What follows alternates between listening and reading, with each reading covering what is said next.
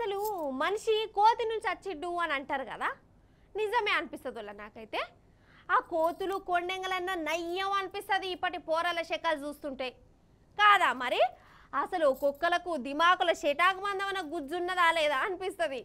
అసలు మెదడు మోకాలల్లో కాదు కదా, అరికాలల్లో కూడా ఉన్నదా లేదా అని అనుమానం కొడుతుంది. ఓయమ్మో గంత మాట అనబడుతుంది. ఎవరేం చేసిరు ఏమైంది అంటారా? చూడురు మీరే, చూసి తరించురి. అగో మన హైదరాబాద్లోనోళ్ళ పట్ట పగలు ఎవ్వరు బిజీ వాళ్ళున్నారు. అప్పుడే ఇగో ఈ పోరలు వచ్చారు. చూడురిగా ఏం చేసిరు.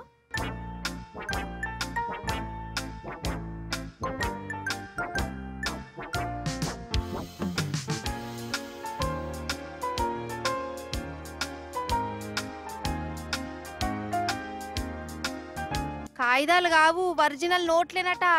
గాలిలో పైసలు ఇసిరేసిరు. ఇంకేమున్నది, జనాలు ఉరికొచ్చిరే పడ్డరు. వీడేమో పెద్ద లాడ్ సాబ్ తీరు ఇగో పోతుండు. ఇదంతా వీడియో తీసి యూట్యూబ్లో పెట్టుకున్నాడు.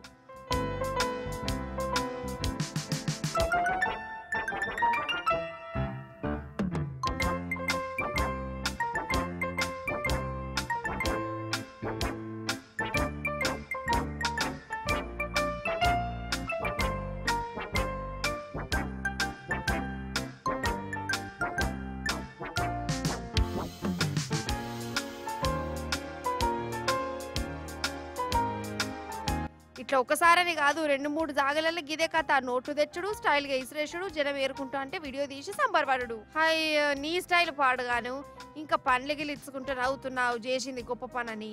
అయితే వీడొక యూట్యూబ్ ఛానల్ పెట్టుకున్నాడటనోళ్ళ. ఇక వానికి ఏం వీడియోలు చేయాలో అర్థమైతలేదు కావచ్చు. పైసలు గాలిలో ఇసిరేస్తే జనాలు ఎట్లా ఎగబడతారో చూపిద్దాం అనుకున్నట్టున్నది.